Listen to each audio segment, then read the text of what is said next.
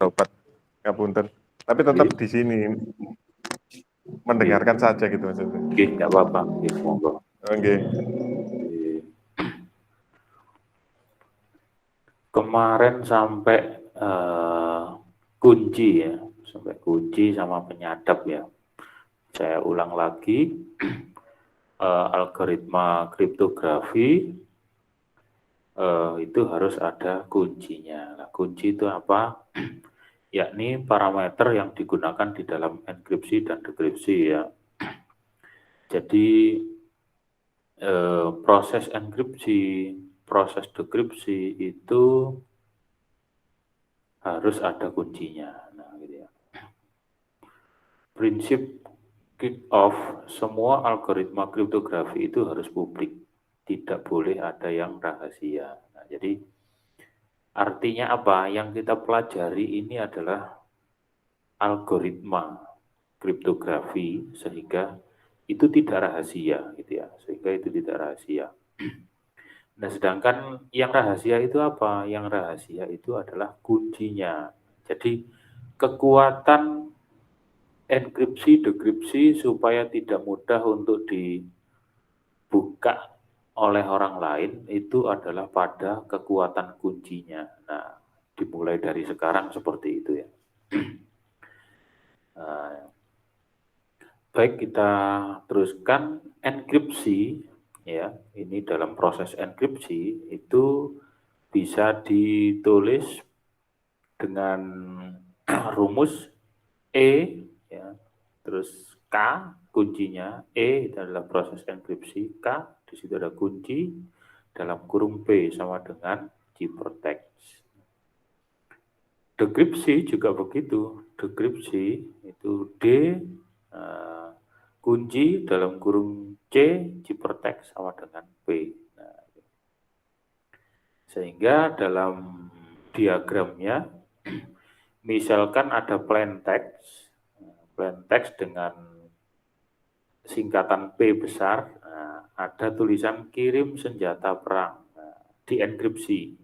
Proses enkripsinya adalah K dari kuncinya, K besar ini kuncinya, dalam kurung P,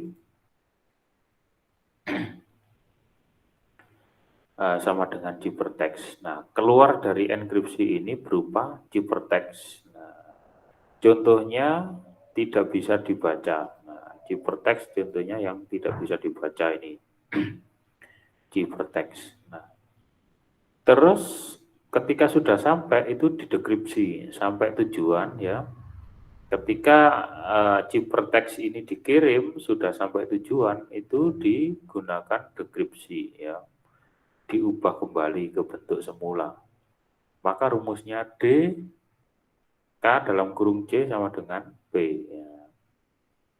Sehingga kuncinya ini kunci simetri, artinya kunci enkripsi dengan kunci dekripsi itu harus sama. Akhirnya keluarlah kirim senjata perang P plain text. Nah, kembali ke plain text-nya. Nah, ini proses enkripsi, proses dekripsi seperti ini, guys. Jangan dilupakan. Nah, selanjutnya ada penyadap. Jadi ternyata di mana-mana itu ada yang ingin menyadap. Yang namanya informasi itu ada yang ingin menyadap.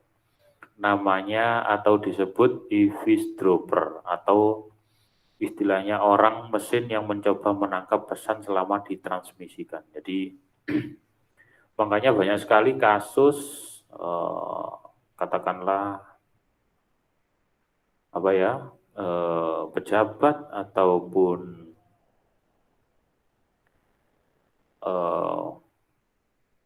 orang politik dan sebagainya misalkan itu kalau handphonenya selalu ataupun ruangannya itu mesti biasanya ada alat untuk menyadap. Seperti itu. Supaya apa? Supaya tahu apa yang sedang dikomunikasikan. Mata-mata itu ya, penyadap itu mata-mata. Nama lain enemy, adversary, intruder, interceptor, bad guy. Menurut Ron Rivers, pakar kriptografi, Ron Rivers ini yang membuat algoritma kriptografi kunci publik yang sampai sekarang digunakan. Cryptography is about communication in the presence of adversaries. Contohnya, Alice mengirim plain text ketemu nanti di Cafe Ella misalkan gitu ya. Ketemu nanti di Cafe Ella, dienkripsi. Nah, terus ada penyadap di tengah-tengah ketika hasil enkripsi atau ciphertextnya itu ditransmisikan kepada Bob. Nah, penyadap di tengah-tengah itu ingin mengetahui yang dikirim Alice itu apa sebetulnya. Nah, itu tidak bisa dibaca oleh penyadap namanya Ivy. Nah, ketika nyampe di Bob itu didekripsi dulu menjadi sebuah plain text lagi. Nah, jadi plain text-nya sama dengan yang ada di Alice, yakni ketemu nanti di Cafe Ella. Nah, seperti itu ya. Itu penyadap. Nah, sekarang kriptanalisis ya. Kriptanalisis itu adalah ilmu dan seni untuk memecahkan ciphertext menjadi plain text tanpa mengetahui kunci yang digunakan. Ini hebat ya. Jadi bagaimana orang itu tidak tahu algoritmanya, tapi bisa memecahkan ciphertext tadi, bisa membuka ciphertext sehingga bermakna lagi menjadi plain text ya, tanpa tahu kuncinya. Nah, itu disebut kriptanalisis. Pelakunya disebut kriptanalis. Kriptanalisis merupakan lawan kriptografi. Nah, karena apa? Tidak perlu tahu kunci dan algoritmanya, tapi bisa membuka kembali. Nah, teknik kriptanalisis ini sudah ada sejak abad ke-9. Nah, teknik kriptanalisis ini sudah ada sejak abad ke-9. Nah, kriptanalisis dikemukakan pertama kali oleh seorang ilmuwan Arab pada abad ke-9 bernama Abu Yusuf Yakub Ibnu Ishaq Ibnu As-Sabah Ibnu Omran Ibnu Ismail Al-Kindi, atau yang lebih dikenal sebagai Al-Kindi. Nah, apa yang dilakukan oleh Al-Kindi? Nah, Al-Kindi menulis buku tentang seni memecahkan kode. Buku yang berjudul Risalah fi Istikhraj Al-Mu'amma, atau Manuscript for the Deciphering Cryptographic Message. Dia membuat buku seperti itu. Al-Kindi menemukan frekuensi perulangan huruf di dalam Al-Quran. Teknik yang digunakan Al-Kindi kelak dinamakan analisis frekuensi. Nah, ini buku halaman pertama yang saya sendiri juga tidak bisa ya. Tidak bisa baca maksudnya. Halaman pertama buku Al-Kindi, Manuscript for the Deciphering Cryptography. Yaitu teknik untuk memecahkan ciphertext berdasarkan frekuensi kemunculan karakter di dalam pesan. Jadi maksudnya begini, semua huruf di dalam Al-Quran oleh Al-Kindi itu ditulis hasil kemunculannya. Misalkan huruf alif itu berapa kemunculannya, huruf ba itu berapa dalam 30 juz itu yang muncul ba. Nah, dan seterusnya. Nah, itu. Juga kata-kata, misalkan kata Allah, Muhammad, itu semuanya ditulis, katakanlah kalau bahasa sekarang dijadikan sebuah tabel. Nah, tabel huruf, yang ini muncul berapa, yang ini muncul berapa kali di dalam Al-Quran. Itu Al-Kindi. Nah, itu akhirnya ditiru oleh orang-orang lain bahwa ternyata metode seperti itu adalah ternyata bisa untuk membuka rahasia. Nah, namanya analisis frekuensi. Analisis frekuensi. Nah, itu ya. Terus ada sejarah lagi. Sejarah kriptanalisis mencatat hasil gemilang seperti pemecahan telegram Zimmermann yang membawa Amerika Serikat ke kancah perang dunia. Nah, contoh di kanan ini adalah telegram Zimmermann yang sudah berhasil didekripsi. Nah, luar biasa ya. Ini hasil dari analisis frekuensi. Jadi ternyata ciphertext itu punya kelemahan ya. Kelemahannya itu bisa dianalisis frekuensi, ternyata bisa dikembalikan ke plain text tanpa harus tahu kunci dan algoritmanya. Nah, ternyata seperti itu.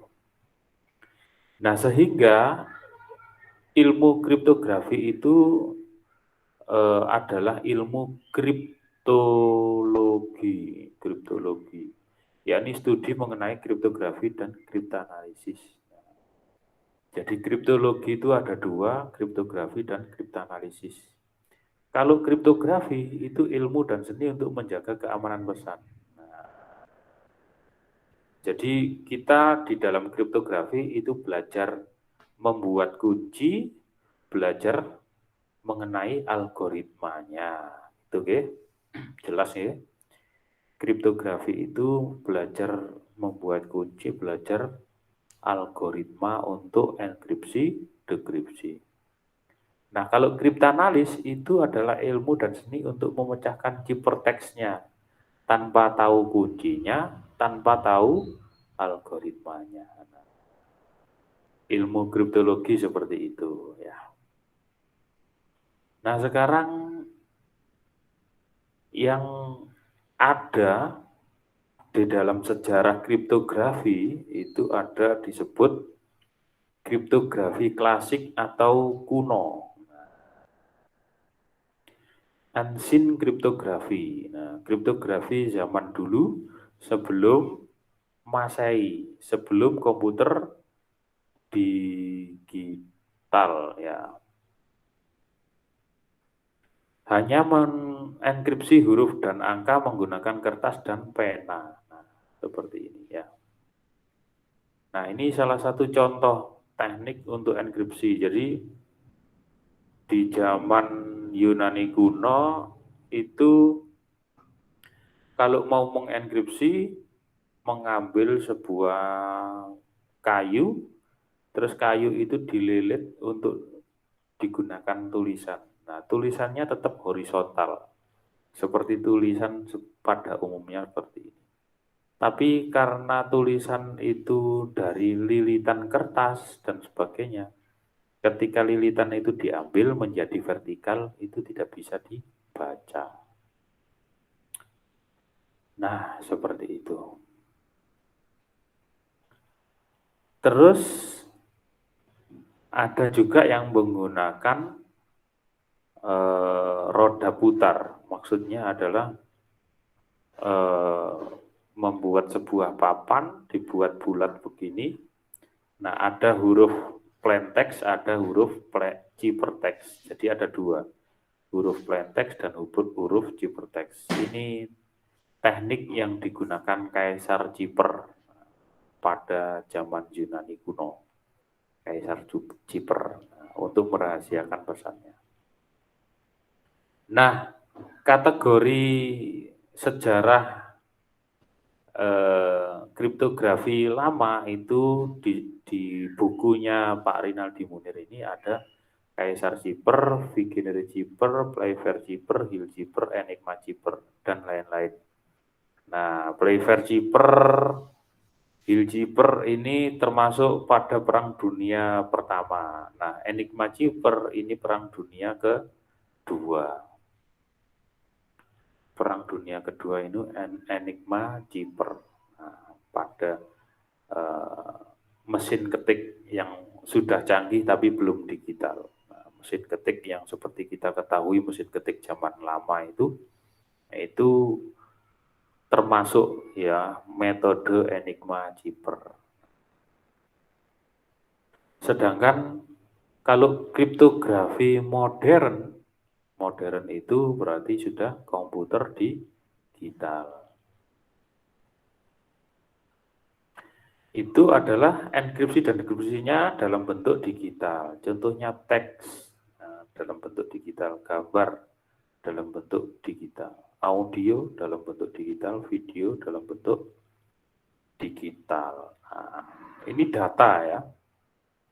Data sekarang ini berupa teks, gambar, audio, video. Okay?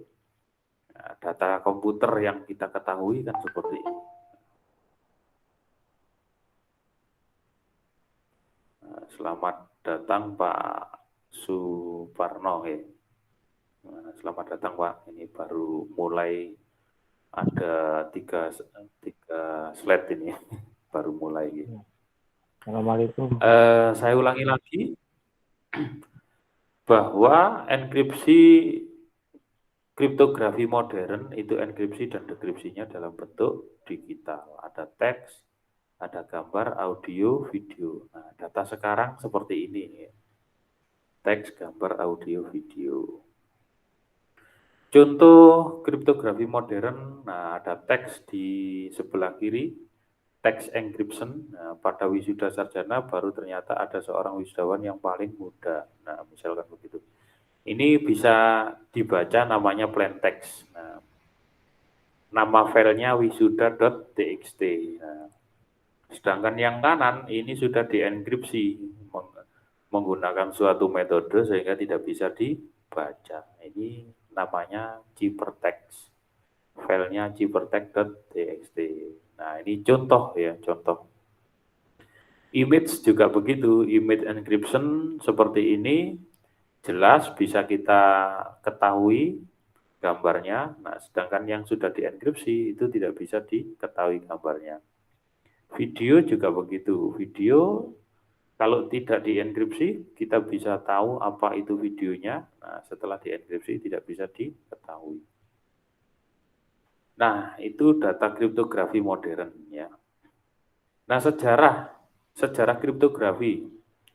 Kriptografi pada zaman Mesir kuno, bangsa Mesir 4000 tahun yang lalu menggunakan hieroglif yang tidak standar untuk menulis pesan di dinding piramid. Nah, ini cara bangsa Mesir, ya bangsanya Fir'aun, ya itu kalau ditulis di dinding dengan simbol-simbol yang tidak standar.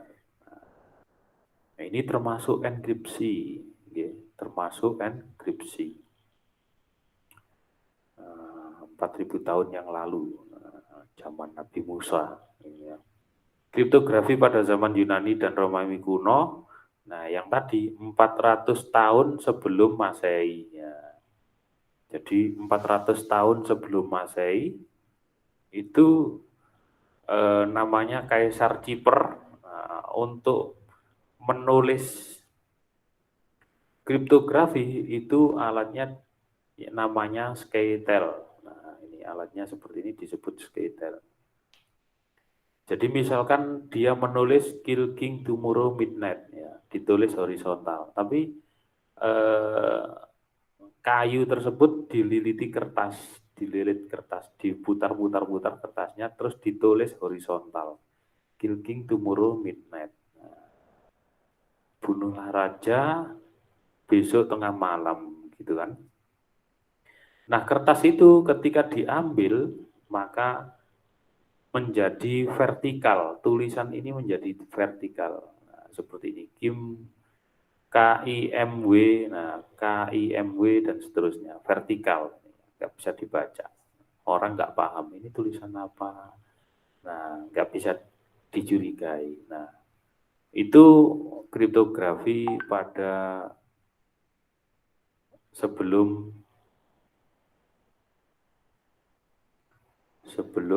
Masehi, Yunani.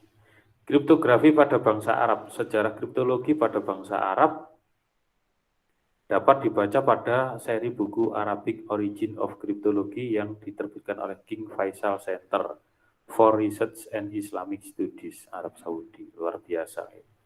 Nah, King Faisal atau Raja Faisal itu terkenal memang sangat anti dengan Zionis. Nah, Raja Faisal, istilahnya kakek atau iya kakeknya Raja Salman kalau nggak salah ya, itu memang beliaunya sangat anti Zionis. Ibnu Ad-Duraihim bernama lengkap Ali Ibnu Muhammad Ibnu Abdul Al-Aziz Tak-ad-Din. Dia lahir di Mosul, Irak pada bulan Sya'ban tahun 712 Hijriah atau 1312 Masehi. Dia sering berdagang antara Kairo dan Damaskus dan ditunjuk sebagai guru di Masjid Umayyah Damaskus.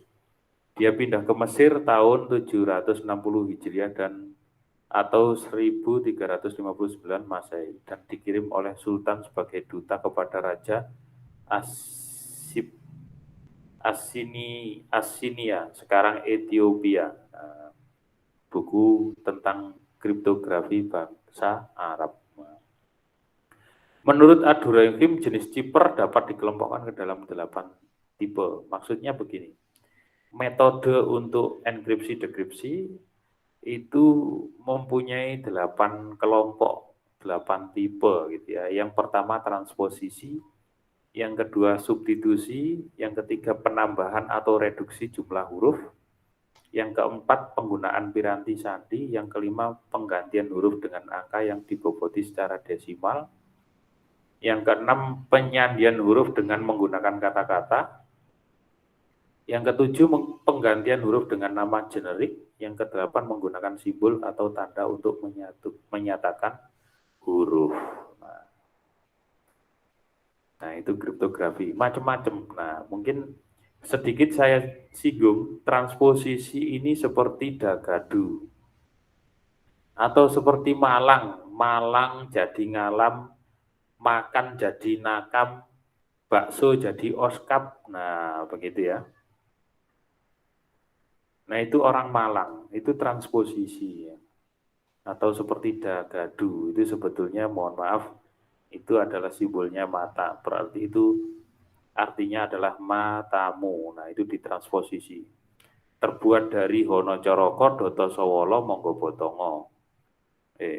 Hono Coroko, Doto Sowolo, Podo Joyonyo, Monggo Botongo. Nah, itu ma itu dibalik menjadi da, ta dibalik menjadi ga.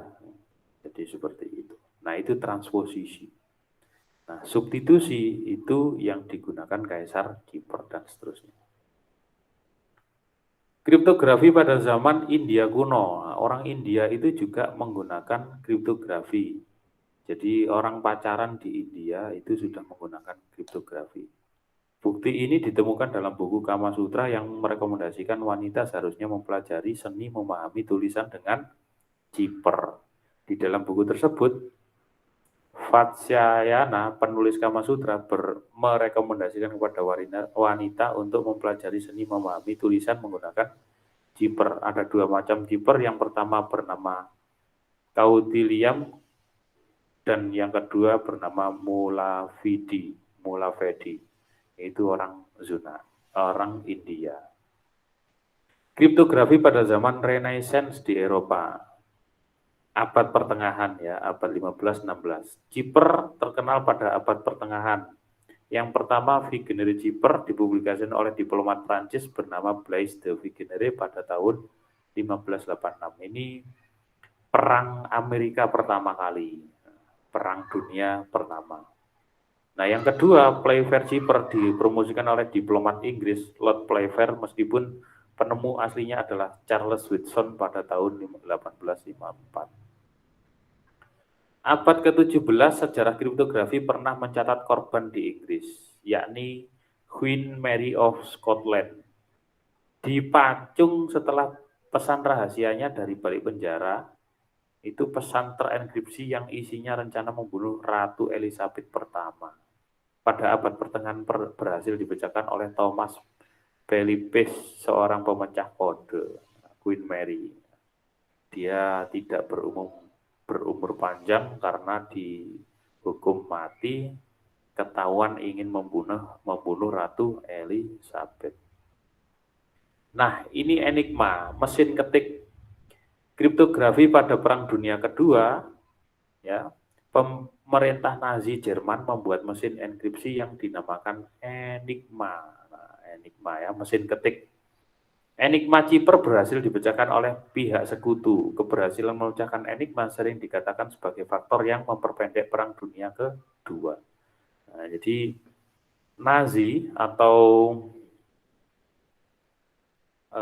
Jerman dalam Perang Dunia Kedua menjadi apa ya istilahnya yang paling disegani. Tapi karena kode atau ciphertext dari hasil enkripsi mesin Enigma ini diketahui sudah dipecahkan oleh pihak sekutu, maka Perang Dunia Kedua itu diperpendek. Nah, jadi mesin ketik ini mengenkripsi. Nah, mengenkripsi ada 4 buah roda. Roda kalau di sini disebut rotor. Roda itu roda enkripsi. Nah, kalau diketik A, dia akan berputar. Roda pertama berputar menjadi apa gitu ya, menjadi misalkan Z gitu ya. Nah, setelah itu diputar lagi dengan roda kedua menjadi K misalkan. Setelah itu diputar lagi dengan roda ketiga menjadi B misalkan. Diputar lagi di roda keempat menjadi Y misalkan begitu ya. Nah, 4 kali putar. Nah, seperti itu. Itu mesin Enigma. Nah, sekarang algoritma kriptografi simetri ya. Algoritma kriptografi simetri di dunia modern atau di komputer digital ya. Itu ada banyak sekali seperti data enkripsi standar, advanced enkripsi standar, Serpent, Blowfish, Loki, Mars, RC6, Towis, Idea, Trides, Idea, Phil, RC4, Spill, Panama, dan lain-lain. Maksudnya begini, maksudnya ini adalah algoritma-algoritma yang sudah berhasil dibuat menggunakan komputer. Nah, sudah banyak sekali, karena komputer itu terus berkembang sampai sekarang ya. Itu algoritma kriptografi simetri. Simetri itu artinya kunci enkripsi itu sama dengan kunci dekripsi. Nah, itu kunci simetri namanya. Nah, kunci enkripsi sama dengan kunci dekripsi. Disebut kunci simetri. Nah, setelah periode kunci simetri berkembang lagi menggunakan algoritma kriptografi nirsimetri atau disebut asimetrik kriptografi. Kunci enkripsi itu tidak sama dengan kunci dekripsi. Loh kok bisa? Nah, nyatanya bisa. Nah, ya. Kunci enkripsi tidak rahasia, publik key. Jadi disebarluaskan kunci enkripsinya. Tapi kunci dekripsinya itu privat key. Nama lain dari kriptografi kunci publik, nama lainnya adalah kriptografi kunci publik. Jadi asimetrik key ini disebut kriptografi kunci publik. Karena apa? Kunci enkripsinya ini tidak rahasia. Kok bisa? Nyatanya bisa. Jadi kunci publiknya itu disimbolkan dengan K1, kunci privatnya untuk dekripsi disimbolkan dengan K2. Algoritmanya apa saja yang perlu dipelajari? RSA, L-Gamal, DSA, Diffie-Hellman, knapsack algorithm, Rabin, Epoch, McElish, XTR, ECC. Rata-rata ini menggunakan nama pembuatnya. Nah, seperti RSA ini 3 orang, yakni Rivers, Samir, dan Edelman gitu ya. Nah, itu. Baik, mungkin dari sini dulu ada pertanyaan, monggo Bapak Ibu.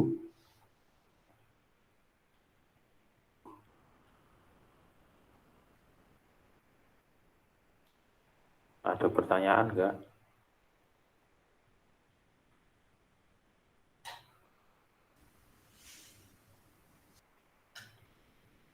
Pas dulu, Pak. Enggak ada ya. Nah, ini tadi sejarah, artinya apa? Mulai dari awal ditemukannya kriptografi ya, dari zaman Yunani bahkan sebelum Masehi, terus berkembang Perang Dunia Pertama, Perang Dunia Kedua, nah, itu sampai kepada algoritma kriptografi modern. Algoritma kriptografi modern menggunakan digital, sudah saya sebutkan di sini, yang perlu dipelajari ini, terus sampai algoritma kriptografi nirsimetri, asimetri, atau kriptografi kunci publik. Nah, sekarang ada namanya fungsi hash. Fungsi hash itu apa?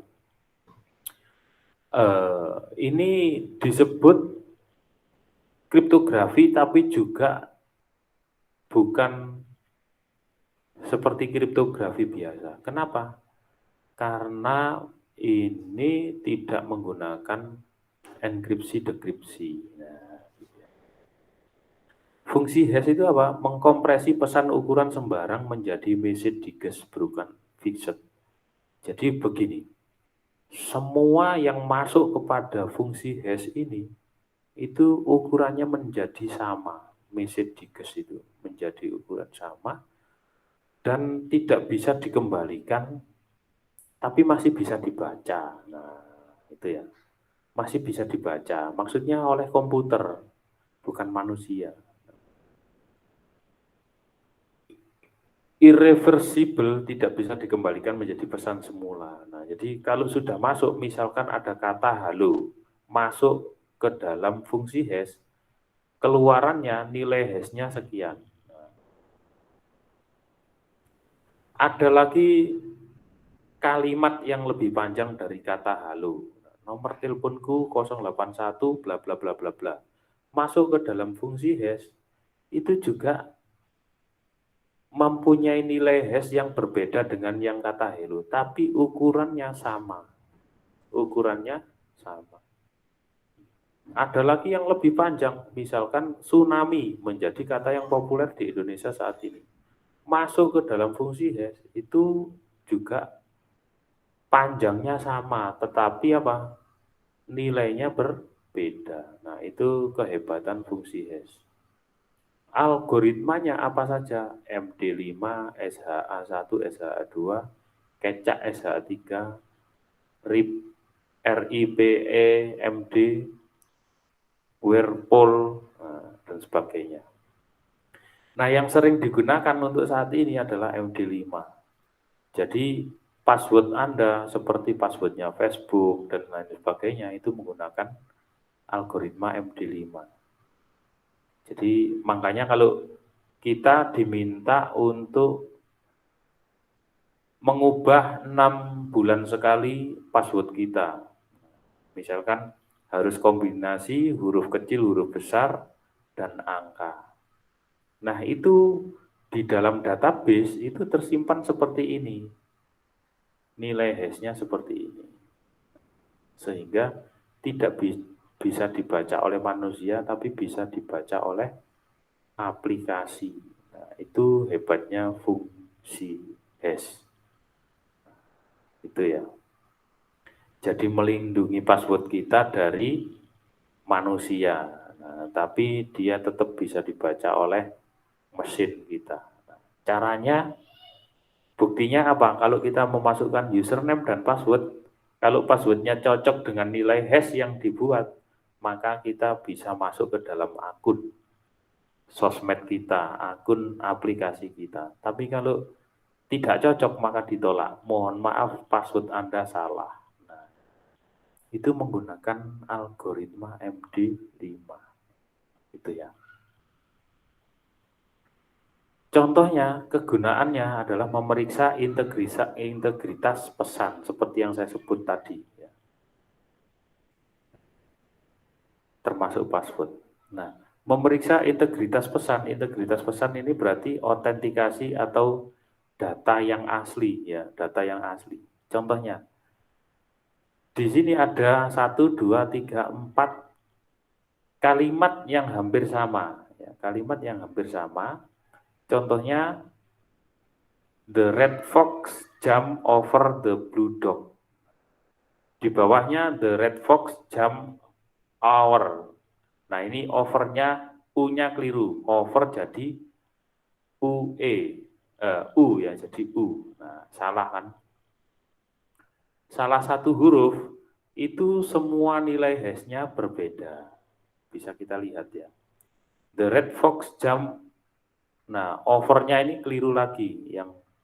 Yang ketiga ini. OEVR. Nah, keliru posisi. Itu nilai hash-nya berbeda. Yang terakhir tanpa V ya, atau hurufnya kurang ya, the red fox jump OER, the blue dog. Itu ketika masuk fungsi hash, ketika salah itu nilai hash-nya berbeda-beda. Nah, maka ini disebut integritas data. Jadi data Anda misalkan kita punya foto. Nah, foto kita supaya otentik, supaya terjamin kerahasiaannya, supaya tetap asli, meskipun diedit orang berbagai macam, itu kalau bisa di dalam foto kita itu ada enkripsi nilai fungsi hash ini. Nilai fungsi hash. Jika nilai fungsi hash-nya rusak, maka data tersebut sudah tidak asli lagi. Jika nilai fungsi hash-nya tidak rusak, tetap seperti yang pada awalnya, maka data kita dianggap masih asli. Nah, itu salah satu manfaat kegunaan fungsi hash untuk integritas data. Itu ya. Nah, itu cara melindungi integritas data. Nah, yang terakhir, perkembangan terakhir adalah yang ini juga saya baru ya, maksudnya baru slide ini ada penambahan dari Pak Rinaldi Munir, yakni cloud computing atau komputasi awan. Gabungan pemanfaatan teknologi komputer, komputasi dengan pengembangan berbasis internet awan. Nah, contohnya apa?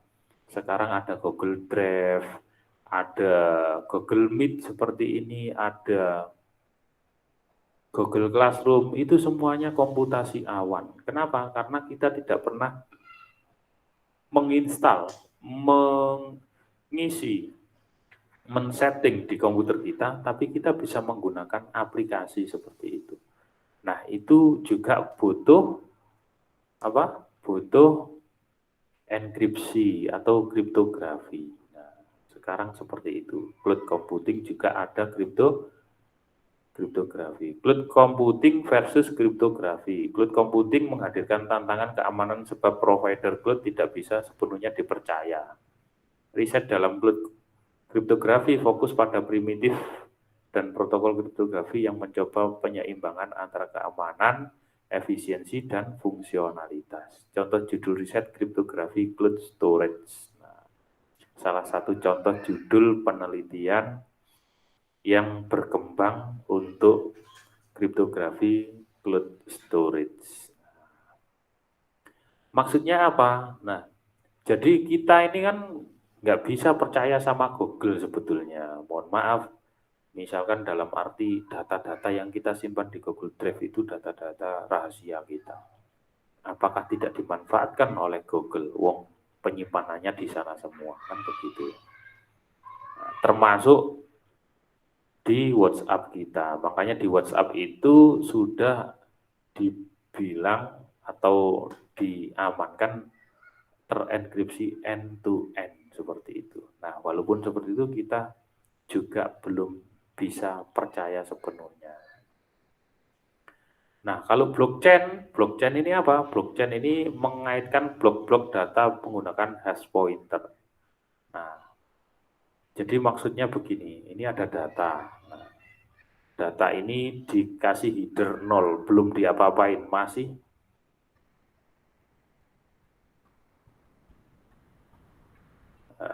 masih orisinal gitu ya. Blok 0 ya. Terus bagaimana enkripsi itu dikaitkan dengan data yang berikutnya, blok berikutnya, blok data berikutnya. Jadi enkripsi di blok 0 ini misalkan itu terkait dengan enkripsi di blok 1. Nah, enkripsi di blok 1 terkait juga enkripsi di blok 2. Nah, itu blockchain. Blockchain hash pointer. Nah, ini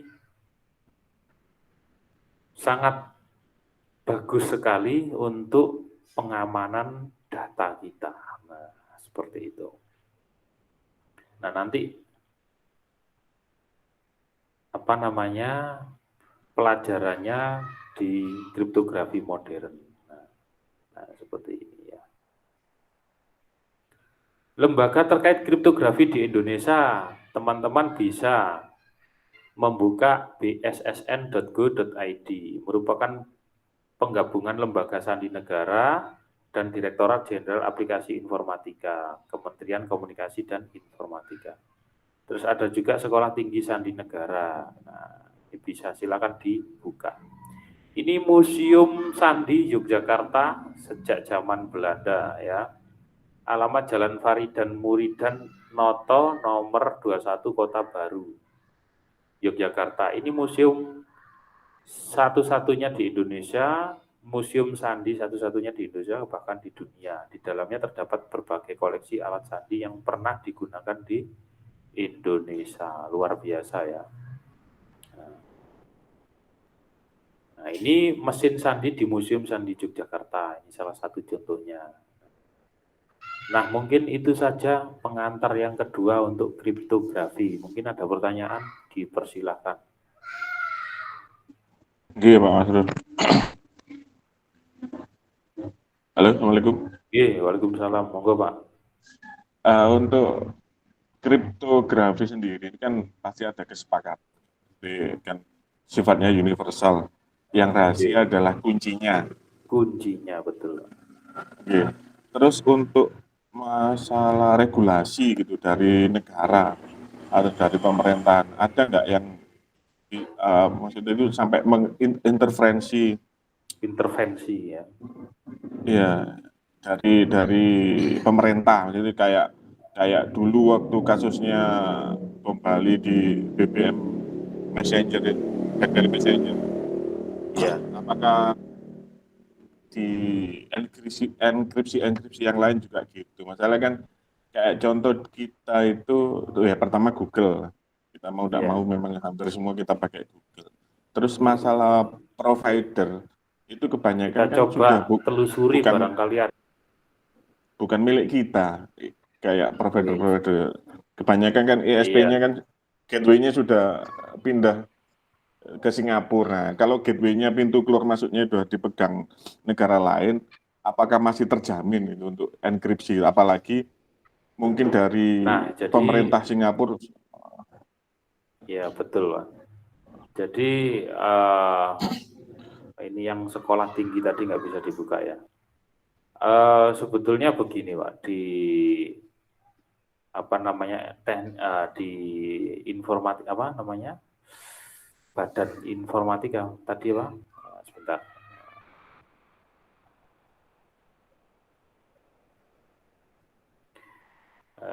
Direktorat Jenderal Aplikasi Informatika dan Kementerian Komunikasi dan Informatika itu sebetulnya sudah punya lah lembaga, makanya ada siber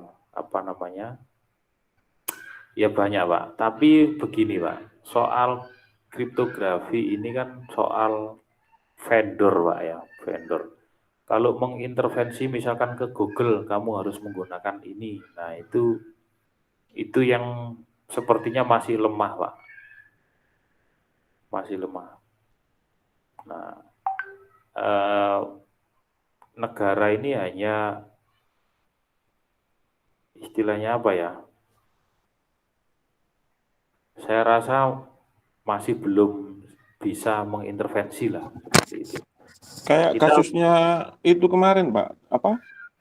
Donald Trump sama Huawei itu kan intervensi pemerintah. Jadi ya, kalau kamu mau masuk sini ya paling enggak kuncinya atau apanya itu kasihkan ke saya. Nggak mau seperti itu, kalau enggak mau ya, ya sudah jangan masuk ke sini. iya. Nah, itu di negara Amerika, Pak ya. Iya, Pak. Cina Nah, sama Amerika itu. Amerika, Cina sama Amerika. Nah, itu memang eh, mereka itu superpower dalam arti unggul dalam pembuatan produk teknologi. Nah, yang pertama mereka itu perang perang kecanggihan, perang dagang gitu, Pak. Yang pertama di situ, sehingga mereka salah satu cara untuk menghambat itu adalah mengintervensi, kan begitu ya. Nah, memang seperti itu. Karena iPhone itu kalah dengan Huawei, Pak. iPhone sendiri itu kalah dengan Huawei di Amerika itu. Nah, dan juga mereka mensinyalir begini, Pak. Memang ada ini, sebetulnya memang ada. Bahwa teknologi Huawei itu disinyalir mereka bisa merekam apa-apa yang digunakan oleh penggunanya dan dikirim ke Cina, gitu loh, dikirim ke Cina. Dan ini juga diterapkan oleh, mohon maaf, oleh orang Israel, Pak. Orang Israel ternyata juga begitu licik gitu ya, licik. Jadi memata-matai WhatsApp, memata-matai aplikasi-aplikasi yang notabene itu dari dari buatan produk Amerika itu supaya bisa mengetahui penggunanya. Bahkan sampai kita gerak kemana saja itu mereka tahu. Nah, tapi kan memang begini, Pak, di Indonesia. Nah, ini kembali lagi ke Indonesia, itu tidak sekuat itu, tidak bisa mengintervensi seperti itu. Rata-rata kita ini masih dipolitiki, gitu, dalam arti dalam tanda kutip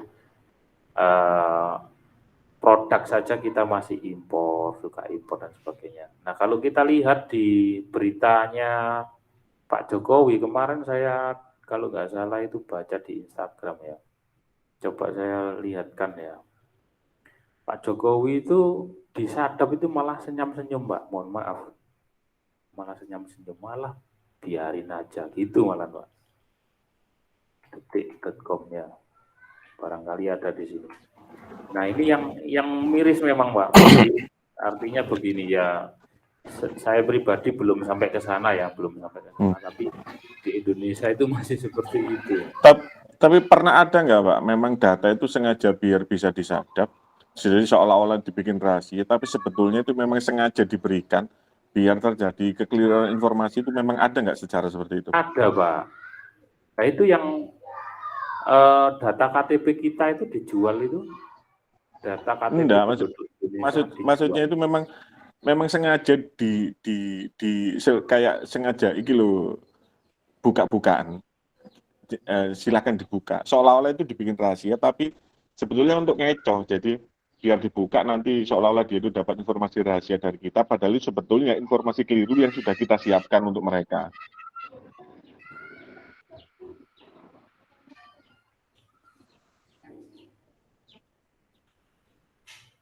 Gimana ya? jadi saya ini artinya nggak berani banyak bicara karena tidak tahu sendiri di lingkungan. Tapi bisa jadi ada, Pak ya. Bisa kita lihat, kita telusuri di Detik ya. Saya yakin ini valid ya. Nah, 10 Desember 98 ini penyadapan oleh Pak Habibie, Pak Harto. 30 Juni 2009 ini juga pernah. Nah, sampai 2014 Pak Jokowi. Nah, sampai sekarang, oh iya ini 2014 ya. Nah, ini salah satu bentuk pernah penyadapan dari Australia ke Iya. Indonesia dan sebagainya. Tapi kayaknya yang terakhir tadi itu lumayan menarik, Pak. Apa itu yang blockchain itu tadi? Itu kalau Oh, memang betul seperti itu mungkin bakal jadi paling laris itu. Kayaknya itu apa ya? Paling jujur gitu. Itu maksudnya gini, Pak. Jadi antar titik, antar node, antar blok tadi itu saling terkait gitu. Jadi kalau iya ada betul. perubahan data di salah satu titik, Iya, maka rusak. semua Iya, titik rusak. akan tahu bahwa ada terjadi perubahan Oh, data itu di titik ini gini, gitu. Pak. Maksudnya itu nanti algoritma, Pak. Jadi yang ini adalah algoritma. Jadi maksudnya begini, Pak. Kalau mau mengenkripsi, yang baik itu menggunakan blockchain. Maksudnya begini, ini ada data. Nah, dienkripsi dengan metode, artinya dengan kunci palsu dulu. Nah, data ini akan berubah terenkripsi lah, supaya maksudnya ini data pertama, misalkan Unibdu. Nah, Unibdu Jombang. Nah, Unibdu ini dienkripsi, terus di blockchain dikaitkan dengan yang enkripsi Jombang. Nah, seperti itu. Dan seterusnya sampai selesai. Itu metode blockchain. Pernah itu loh Pak, Jadi, kemarin tuh pernah baca berita yang sempat Bapak bahas di awal tentang kriptografi terus dihubungkan dengan cryptocurrency sama mahasiswa Bapak itu. ya, Nah, itu cryptocurrency itu katanya kan menggunakan teknologi blockchain. blockchain, iya betul. Iya. Jadi untuk pengguna cryptocurrency tidak usah takut uangnya akan dimanipulasi atau apa karena Iya betul. di backup oleh teknologi blockchain. Jadi Iya betul. antar titik di seluruh dunia itu saling terhubung. Jadi ketika ada manipulasi data di salah satu titik, maka yang lain juga akan tahu, wah ini tidak benar ini, seharusnya seperti ini kok jadi seperti ini. Iya. Maksudnya seperti itu, Pak? Iya betul. Itu salah satunya, Pak. Salah satu. Jadi maksudnya metode itu bisa digunakan di apa saja, gitu. Jadi metode blockchain itu memang bisa digunakan baik melalui enkripsi data kita sendiri atau enkripsi yang tadi itu terhubung dengan data-data yang lain. Bisa, seperti itu bisa, Pak. Memang begitu blockchain itu. Karena apa? Sekali ada perubahan, tadi jenengan katakan sekali ada perubahan, maka akan berubah semua. Dan akan susah mengembalikannya. Nah, makanya dikatakan lebih aman. Dengan metode seperti itu lebih aman, Pak. Nah, artinya lebih aman itu tingkat kepercayaannya, tingkat keamanannya itu lebih tinggi daripada yang tidak menggunakan blockchain. Nah, ya logika itu sama, Pak. Logika blockchain itu memang seperti itu. Tapi penerapannya nanti kan berbeda-beda. Dalam arti kita menerapkannya di mana? Apakah di dokumen atau tadi cryptocurrency dan sebagainya. Tapi logikanya sama loh, Pak. Logikanya blockchain itu seperti itu. Oh, berarti blockchain itu algoritma. Iya, algoritma. Terus yang kemudian bisa untuk diterapkan di mana aplikasinya, saja. gini, Pak. Untuk apa, Pak? Enggak, masih berarti apa? Blockchain itu algoritma untuk pengkodean, masalah Iya. aplikasinya Iya. terserah orangnya nanti Iya, digunakan betul, untuk apa. begitu, Oh, Pak. gini. Betul. Jadi metode itu loh, Pak. Metode yang bisa diterapkan di mana saja, tergantung kebutuhan orangnya. Nah, soal tentang kebijakan keamanan di Indonesia itu ya kita bisa ikuti di sini. Nah, saya sendiri juga belum sampai sini sebenarnya. Nah, ini aduan siber, terus sertifikat elektronik, nah, museum sandi, semua macam-macam ya. Kita bisa klik, ya, misalkan klik aduan siber. Nah, tapi seperti ini nih, Pak, saya juga mohon maaf, seringkali tidak update. Nah, itu yang bikin kadang kita itu, loh kok begini ya. Nah, tidak update, Pak. websitenya itu loh tidak update. Harusnya kan misalkan ada informasi tentang kayak COVID gitu ya, itu update tentang penyalahgunaan, penyelewengan, harusnya kan update ya. Nah ini kita lihat itu nggak update Pak. Nah, kayak gini. Oh ya, untuk apa kayak sertifikat tadi Pak, untuk kayak tanda tangan digital itu, iya itu juga ada enkripsinya Pak ya? Iya, bisa menggunakan hash function tadi Pak. Hash function. Jadi tanda tangan digital itu sebetulnya bukan kok seperti tanda tangan manual, tapi yang perlu didigitalkan itu adalah nama apa, misalkan nama yang tanda tangan siapa, terus tanggal apa, dokumennya apa, terus tanggal tanda tangan tanggal berapa. Nah, hal-hal yang mengotentikasi itu dijadikan tanda tangan digital. Saya ada Pak, nanti saya kasih contohnya sertifikat digital saya Pak. Sertifikat digital beberapa bulan yang lalu saya menjadi narasumber dari Kominfo tentang penggunaan e-money ya, e-money. Terus saya dikasih sertifikat digital yang di dalam tanda tangan itu tanda tangannya adalah digital. Kayak barcode itu loh Pak. Barcode itu sama dengan tanda tangan digital. Jadi tanda tangan digitalnya berupa barcode. Nah, kalau di-scan, kalau sesuai dengan aslinya, maka itu dianggap masih asli. Kalau sudah rusak, berarti palsu, kan begitu, Pak. Nah, website-website pemerintah ini kebanyakan seperti ini, nggak bisa update ya. Kayak gini. Nah, saya juga perlu banyak informasi tambahan terkait tentang keamanan yang ada di Indonesia. Belum sejauh itu sebetulnya. Ya, mungkin sampai di sini dulu Pak ya. Sepertinya mau maghrib ini, seperti yang pernah dipesankan Pak Suparno. Ya. Suparno, nggih Pak. Ya, supaya tidak terlanjur maghrib di sana. Kurang lebihnya mohon maaf, semoga bermanfaat. Saya akhiri sampai di sini. Assalamualaikum warahmatullahi wabarakatuh. Waalaikumsalam. Waalaikumsalam warahmatullahi wabarakatuh. Terima kasih Pak. Sama-sama Pak.